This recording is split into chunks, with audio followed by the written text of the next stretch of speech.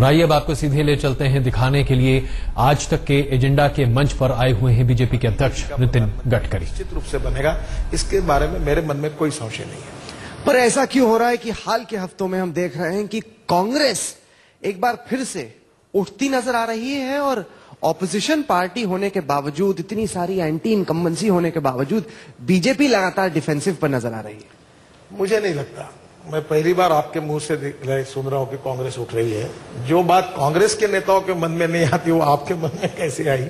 क्योंकि कांग्रेस पार्टी के नेता ये मान चुके हैं कि अब उनके लिए बहुत कठिन समय है और जो जनता अभी 20 तारीख को हिमाचल और गुजरात के निर्णय आ जाएंगे तब आपको ये भी बात समझ में आएगी कि दिशा किस तरफ जा रही है। और मुझे नहीं लगता, मैं आपको संदर्भ समझाता हूं। जब वाजपेयी जी नेता विपक्ष थे तब वो एक पुकार देते थे और सारा विपक्ष लामबंद हो जाता था। आज की तारीख में संसद में हमने देखा कि बीजेपी के नेता कुछ कहते हैं, वो अपने घटक दलों को ही अपने पास नहीं रख सकते। अगर आपको सरकार बनानी है तो आपको तमाम और पार्टियों को अपने साथ जोड़ना होगा। अभी तो लग रहा है कि एनडीए का खुद का वजूद खतरे में है। पार्टियां एक एक करके बीजेपी से किनारा काट रही।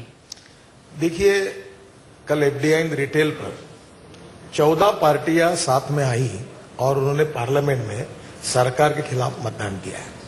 और दूसरी बात मैं आपको बताना चाहता हूं कि बहुत सी जो रीजनल पार्टीज हैं वो पार्टी किसी भी स्थिति में कांग्रेस और यूपीए की सरकार दिल्ली में नहीं चाहती। और अटल जी के समय भी यही स्थिति थी कि एकदम लोग एनडीए के साथ नहीं आए। इसका एक मैजिक नंबर है, जिस दिन बीजेपी 175 के सीटें ऊपर लेगी और जीत जाएगी, उस दिन हम लोग जो आज हमारे साथ नहीं है वो बहुत जल्दी हमारे मित्र बन जाएंगे और हम दिल्ली में सत्ता बना लेंगे, उसमें कोई अड़चन नहीं। लेकिन लग रहा है कि बीजेपी से पहले रिश्ता रखकर अब मायावती को, मुलायम को, डीएमके को, ममता को ये लग गया है कि बड़ा खतरनाक है, क्योंकि सांप्रदायिक माना जाता है आपकी पार्टी को। माना जाता है कि देश विभाजित होता है, जुड़ता नहीं है, इंक्लूसिव नहीं है पार्टी। देखिए, अगर उसी समय बीजेपी जब थी और हम सांप्रदायिक थे तो मायावती जी ने हमारी मदद कर लेकर मुख्यमंत्री क्यों बनी? अगर हम सांप्रदायिक थे, यही मुलायम सिंह जी हमारी मदद लेकर मुख्यमंत्री कब बने? ये तो पॉलिटिक्स ऑफ कन्वीनियंस है। जब मदद चाहिए, जब स्वार्थ है तब मदद लेना, और जब स्वार्थ समाप्त होता है तो एलिगेशन लगाकर छोड़ देना, ये यूज एंड थ्रो वाली थ्योरी है। पर मैं आपको एक बात बताता हूं कि ये सब जो हो रहा है इसके पीछे यूपीए का सबसे ट्रस्टेड अलायंस पार्टनर अगर कोई है तो सीबीआई है। और सीबीआई के द्वारा जो केसेस रजिस्टर की है वो फाइलें दिखा दिखाकर, चाहे राष्ट्रपति का चुनाव रहे, चाहे अपने सरकार पर विश्वास दर्शक प्रस्ताव रहे, वो सीबीआई का डायरेक्टर की महत्वपूर्ण भूमिका है और वही उनकी फाइलें जो है वही तय करते कि कौन सी पार्टी किसके साथ जाएगी। तो आप देख रहे थे एजेंडा और यहां पर हम एक छोटा सा ब्रेक लेते हैं, तुरंत वापस आ रहे हैं।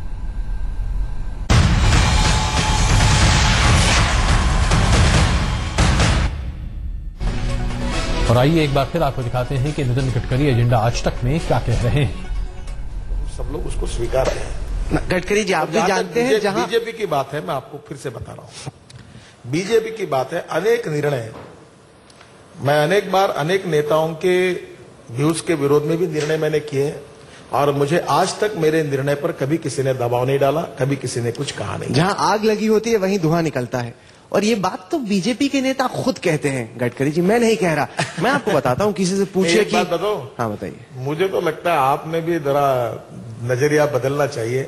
आग भी नहीं लगती, धुआं भी नहीं निकलता, तो भी आपको आग ही लगती और धुआं ही दिखता है। इसके लिए आपको क्या कहे, ये प्रॉब्लम नहीं नहीं, बीजेपी के किसी भी नेता से बात कर लीजिए गडकरी जी, वो कहते हैं कि ऐसा होगा नहीं होगा। अरे नहीं नहीं, वो तो नागपुर तय करेगा, नागपुर तय करेगा, भागवत जी बताएंगे तभी होगा। ये तो बीजेपी के नेता खुद कहते हैं ना। ऐसे कैसे आपने रियलिटी वर्सेस परसेप्शन, अब आप छोड़िए, अब बात कीजिए, हम आपको अलग से बताते हैं। Let it be open to the people. नहीं, पर बीजेपी के तमाम नेता कहते हैं। मैं आपको उल्टा बोलता हूं कि कोई एक नेता नहीं होगा जो ये बात नहीं कहता। देखिए, बीजेपी की एक समस्या है। समस्या यह है कि बीजेपी ये लोकतांत्रिक पार्टी है।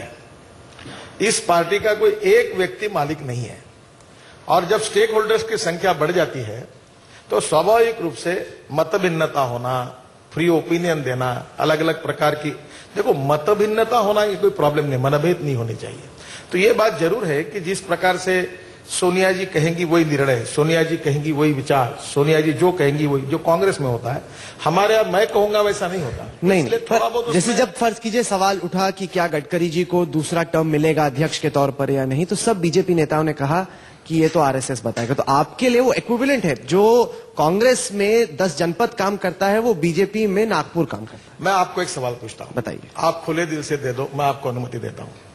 कौन से नेता ने आपको कहा कि सेकंड टर्म का निर्णय नागपुर करेगा? जरा दिखा। मैं बोल रहा हूँ कि बीजेपी के तमाम नेताओं ने कहा, कोई एक होता। नहीं, मेरे नाम लेने से क्या होगा? ये तो आपकी बड़ी पुरानी थ्योरी है कि बीजेपी के लोग कहते हैं पूरा नाम ले। नहीं, देखिए हमारा एक असूल है, पत्रकारिता भी असूलों से होती है कि जो किसी ने हमें ऑफ रिकॉर्ड बताया वो ऑफ रिकॉर्ड रहता है, आप जो ऑन रिकॉर्ड कहेंगे वो ऑन रिकॉर्ड रहता है।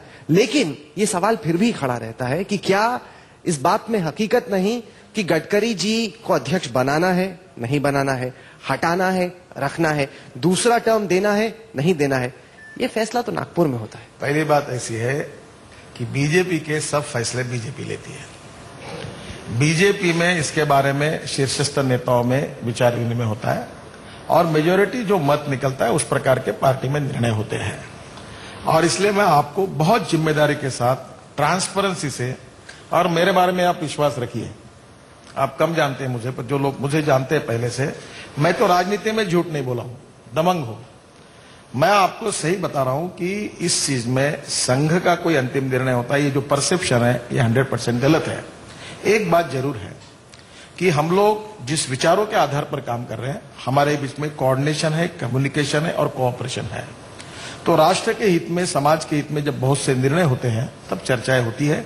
जहां तक पार्टी की इंटरनल मैटर्स होती है उसमें अगर हम कोई सलाह मांगते तो सलाह देते, अदरवाइज उनका हमारे साथ कोई संबंध नहीं।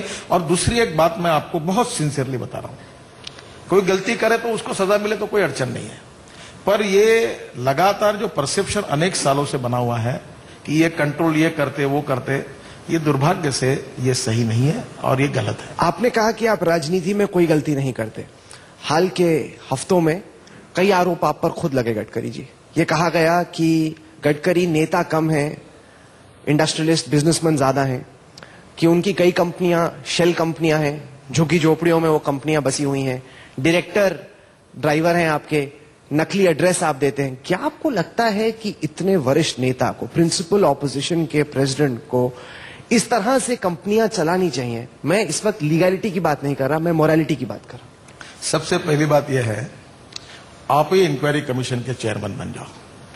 मेरा तो छोड़ दो, पर आपका और मीडिया का क्या होगा इसके लिए सोचो कि आपकी विश्वासार्हता क्या होगी। पहली बात, मैं बिजनेसमैन नहीं हूं, मैं सोशल एंटरप्राइज के रूप में कोऑपरेटिव में काम करता हूं। मैंने हिंदुस्तान में सबसे ज्यादा कंक्रीट का काम किया है। मेरे पास expertise tunnel, express highway, bridges, ceiling project मैंने बनाया। 3600 करोड़ का जो मुंबई पुणे एक्सप्रेस हाईवे था जिसका लोएस्ट टेंडर मैंने रिजेक्ट किया और 1600 करोड़ में बनाकर 2000 करोड़ बचाया। 1800 करोड़ के फ्लाईओवर 1000 करोड़ में बनाकर 800 करोड़ बचाए। ये बचाने वाला मैं एक ही पॉलिटिशियन हूं हिंदुस्तान में। अगर मुझे पैसे कमाना रहता तो मुंबई, नोएडा और पुणे में मैं जमीन लेकर बड़े बड़े बिल्डर डेवलपर बनता। मैं सोशल एंटरप्राइज करके मैंने कोऑपरेटिव में काम शुरू किया और जहां किसान आत्महत्या कर रहे हैं उनकी जान बचाने के लिए मैं काम करता हूं। 68 करोड़ के इक्विटी में मेरा शेयर 1 लाख रुपए का है। 12,000 लोग शेयर होल्डर्स हैं, अनेक कंपनी शेयर होल्डर है।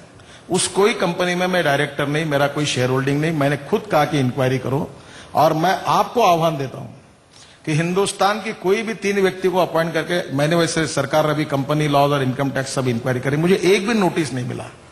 और मेरे बारे में इतना झूठा बेबुनियाद आरोप होते, इससे मैं दुखी हूं। और ये जो मीडिया में है कि वकील भी आप ही बनोगे, जज भी आप ही बनोगे, आरोप भी आप ही करोगे, ये कहा जाएगा? और मैं आज आपके माध्यम से मुझे अपने अपॉर्चुनिटी दी है, मैं आह्वान करता हूं कि जो इंक्वायरी करना है वो करिए। मैं 1% भी कहीं दोषी होऊंगा, मैंने कोई मनी लॉन्ड्रिंग किया है, करप्शन किया है, मिसयूज किया है पावर का, तो मैं आप जो बोलोगे वो सजा भुगतूंगा। पर विदाउट इंक्वायरी, पहले मुझे लगा मैं शरद पवार का पार्टनर हूं, फिर मुझे संजय दी का पार्टनर लगा, फिर मैंने जमीन हड़काई का आरोप, एक सज्जन समाज सेवी है उन्होंने आरोप लगाए, पूरे झूठ निकले। फिर एक लड़की मर गई उसके ऊपर झूठ आरोप लगाए। एक भी आरोप आपके मीडिया का मेरे ऊपर सिद्ध नहीं हो पाया।